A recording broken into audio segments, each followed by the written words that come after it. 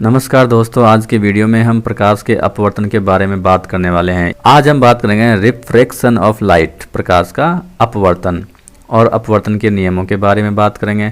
और आज के वीडियो की सबसे बड़ी विशेषता यही है कि आज वापस हम एनिमेशन का उपयोग करने वाले हैं। एनिमेशन के माध्यम से जब किसी भी टॉपिक को पढ़ाया जाता है तो वह अच्छी तरह से समझ में आता है और वो चीज़ लंबे समय तक अपने दिमाग में स्थिर रहती है। तो एनिमेशन का आज के वीडियो में हम उपयोग करने वाले हैं। यदि आपने अभी तक हमारा चैनल सब्सक्राइब नहीं किया है तो इसको आप सब्सक्राइब ज़रूर कीजिए। आज का वीडियो बनाने के लिए मैंने बहुत मेहनत की है।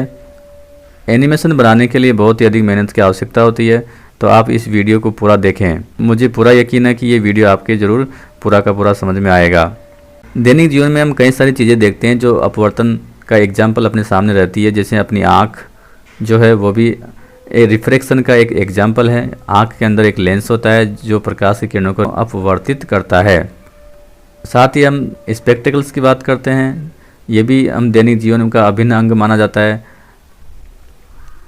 तो इसमें भी प्रकाश का अपवर्तन होता है, ये भी रिफ्रैक्शन पर आधारित है। और हम बात करते हैं कैमरों की, तो कैमरे भी प्रकाश के अपवर्तन के सिद्धांत पर कार्य करते हैं, यह भी प्रकाश के रिफ्रैक्शन पर आधारित है। तो इन सभी चीज़ों के बारे में आज की वीडियो में हम बात करेंगे। प्रकाश का अपवर्तन।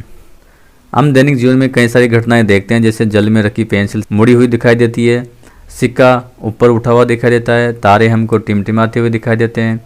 जब प्रकाश की किरण एक माध्यम से दूसरे माध्यम तक में प्रवेश करती है तो माध्यम की सघनता के अनुसार प्रकाश के वेग में परिवर्तन होता है। एक माध्यम से वन मीडियम टू अनादर जब प्रकाश की किरणें एंटर होती है तो माध्यम की सघनता के अनुसार प्रकाश का वेग परिवर्तित होता है। वेग में परिवर्तन के कारण प्रकाश की मूल दिशा में विचलन आ जाता है, प्रकाश की किरणें मुड़ जाती है, उनमें बेंड आ जाता है, जिसे कहते हैं प्रकाश का अपवर्तन। जब प्रकाश की किरणें विरल माध्यम रेयरर मीडियम से सघन माध्यम डेंसर मीडियम में एंटर करती है तो अभिलंब की ओर झुक जाती है। इसी प्रकार जब प्रकाश किरणें सघन माध्यम से विरल माध्यम में प्रवेश करती है तो अभिलंब से दूर चली जाती है, अवे फ्रॉम नॉर्मल वो चली जाती है। इन दोनों चीज़ों को हम एक ट्रिक से समझ सकते हैं। RDT rare to denser medium, तो क्या होगा? Towards to normal. जब प्रकाश किरणें विरल से सघन माध्यम में जाती है तो अभिलंब की ओर झुक जाती है। इसी प्रकार DRA denser to rarer medium में जब किरणें एंटर करती है तो अवे फ्रॉम नॉर्मल अभिलंब से दूर चली जाती है। लेंस एक पारदर्शी मीडियम होता है जिसके आर पार हम देख सकते हैं, और ट्रांसपेरेंट मीडियम में ही प्रकाश का रिफ्रैक्शन होता है। प्रकाश के अपवर्तन के लिए माध्यम का परिवर्तित होना, इसको आप नोट कीजिए, इसको आप ध्यान से देखिए।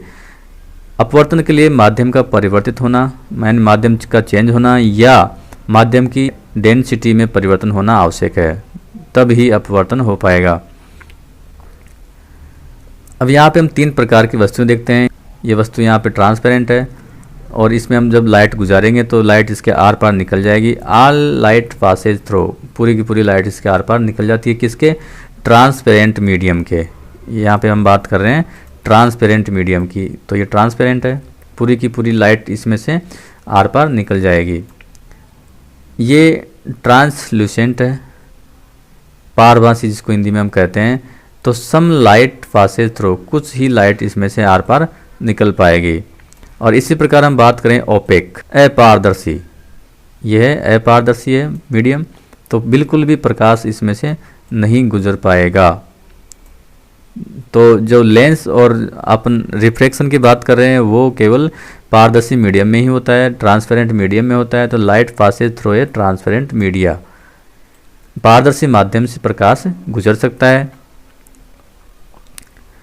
अब यहाँ पे हम अपवर्तन की यदि बात करें तो उसके लिए मीडियम का चेंज होना, माध्यम का परिवर्तित होना या माध्यम की डेंसिटी में परिवर्तन होना बहुत आवश्यक है। जैसे ये ऊपर यहाँ पे एक मीडियम है, ये इसको एयर मान लीजिए, और नीचे जो मीडियम है उसको आप वाटर मान लीजिए।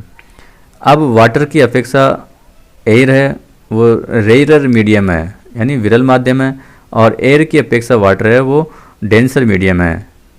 तो ये क्या हुआ? Denser medium.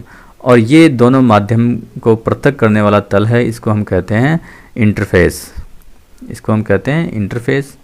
ये लाइट की रे यहाँ पे आई, ये इंसिडेंट रे है, प्रकाश की आपतित किरण है, और ये बिंदु O है, और ये A से चली और O तक आई। A O क्या है? एक इंसिडेंट रे है, और जिस बिंदु पे ये इंसिडेंट्स होती है उसको हम कहते हैं पॉइंट ऑफ इंसिडेंस।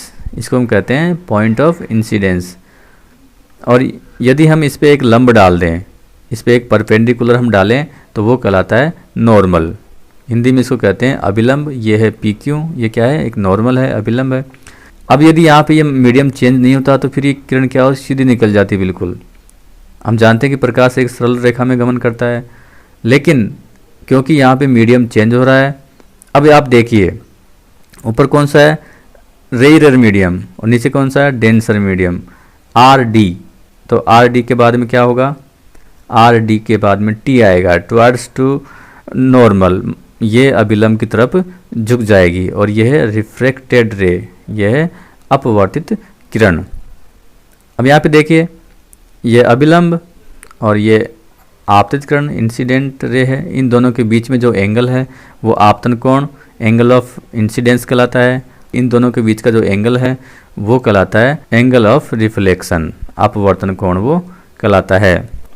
अब चलो इन सभी को यहाँ से हम हटाते हैं, और हम बात करते हैं जब कोई प्रकाश किरण बिल्कुल किसी सरफेस पे लंबवत आपतित होती है, इंसिडेंट होती है, तो फिर क्या होगा? जैसे ये प्रकाश किरण बिल्कुल इसके सरफेस के लंबवत आपतित हो रही है, यहाँ पे 90 डिग्री का एंगल है, ये सीधी निकल जाएगी। ये लंब है इसका, और ये बिल्कुल सीधी निकल गई। अभिलंब और आपतित किरण के बीच में कोण 0 डिग्री का, तो ये बिल्कुल सीधी निकल जाएगी। अब इस चीज़ को वापस हम दोबारा इस प्रकार से देखते हैं। ये रेयर मीडियम है, विरल माध्यम, ये डेंसर मीडियम है, ये इंटरफेस है, दो माध्यम को अलग करने वाला इंटरफेस है। अब जैसे मान लो ये प्रकाश की कोई किरण यहाँ पे इंसिडेंट हो रही है, ये आपतित किरण है।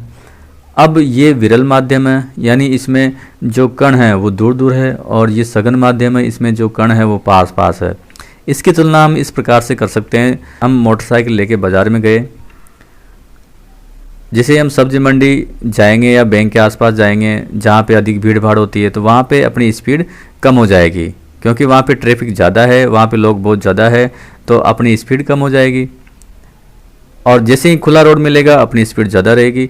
तो इसको यूँ समझिए कि ये एक खुला रोड है, तो इस पर स्पीड ज़्यादा रहेगी, और ये डेंसर मीडियम है, इसमें थोड़ा ट्रैफिक ज़्यादा है, तो इसमें लाइट की स्पीड क्या हो जाएगी? लाइट की स्पीड हो जाएगी इसमें कम। अब आप सपोज करो कि इस लाइट को यहाँ से यहाँ तक जाना है, इस पॉइंट पे जाना है। अब मैं समझूं कि यार मुझे यहाँ से यहाँ तक जाना है, लेकिन टाइम उसी टाइम पे मुझे पहुँचना है, मैं बिल्कुल टाइम का पंक्चुअल हूँ। तो अब क्या होगा? ये सड़क खाली है, इसमें स्पीड अधिक रहेगी, लेकिन जैसे ही यहाँ जाऊँगा मैं, ये सड़क भरी हुई है, इसमें स्पीड कम हो जाएगी, तो मैं यहाँ पे नहीं पहुँच पाऊँगा। मुझे टाइम तो वही चाहिए, तो मैं क्या करूँगा? फिर शॉर्टकट अपनाऊँगा। फिर मैं क्या करूँगा? मैं शॉर्टकट अपनाऊँगा, यानी मैं कम दूरी तय करूँगा ताकि उसी समय पे मैं पहुँच सकूँ। तो इस बिंदु के बजाय मैं यहाँ पहुँच जाऊँगा, ये शॉर्टकट में अपनाऊँगा। अब इस पॉइंट पर हम एक डाल लेते हैं नॉर्मल। ये नॉर्मल है, और जैसे ही लाइट इस मीडियम में एंटर करेगी, ये इस तरफ जानी चाहिए थी। कब जाती इस तरफ? यदि ये मीडियम चेंज नहीं होता तो। लेकिन यहाँ पे मीडियम चेंज है, और कौन सा है? डेंसर मीडियम आ गया, तो इसमें प्रकाश का जो वेलोसिटी है, वेग है, वो कम हो जाएगा, और अब ये अभिलंब की ओर झुक जाएगी, तो ये यहाँ से टकराएगी, इस सरफेस पे यहाँ की ये टकरा जाएगी। अब एक यहाँ भी हम एक नॉर्मल अभिलंब डाल देते हैं। अब हम देखें कि यहाँ पे भीड़ भाड़ ज़्यादा थी, वेग इसका कम हो जाएगा लाइट का, लेकिन अब वापस ये एक रेयरर मीडियम में जा रही है, जहाँ पे ट्रैफिक बहुत कम है, सड़क बिल्कुल सुनसान है, तो वापस इसकी स्पीड बढ़ जाएगी।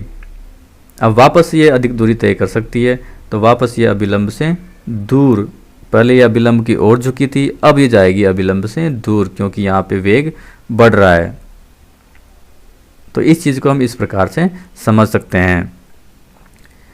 रेयरर टू डेंसर, विरल से सघन माध्यम में जब जाती है, यानी जहाँ पे ट्रैफिक कम था वहाँ से हम जाएंगे अधिक ट्रैफिक वाली जगह में, तो फिर क्या होगा? अपनी स्पीड स्लो हो जाएगी, अधिक टाइम लगेगा, स्पीड स्लो हो जाएगी तो हम शॉर्टकट अपनाएंगे और कम दूरी तय कर पाएंगे, इसलिए जो लाइट रे है वो अभिलंब की ओर झुक जाती है, टुवर्ड्स टू नॉर्मल की तरफ प्रकाश की किरणें मुड़ जाएगी।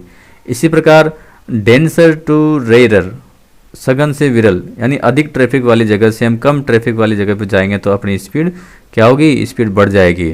अब स्पीड बढ़ेगी तो अधिक दूरी तय कर पाएंगे तो हम पहुंच जाएंगे अवे फ्रॉम नॉर्मल, अभिलंब से दूर। इस चीज़ को आप बहुत ही अच्छी तरह से समझ गए होंगे, मुझे पूरा यकीन है।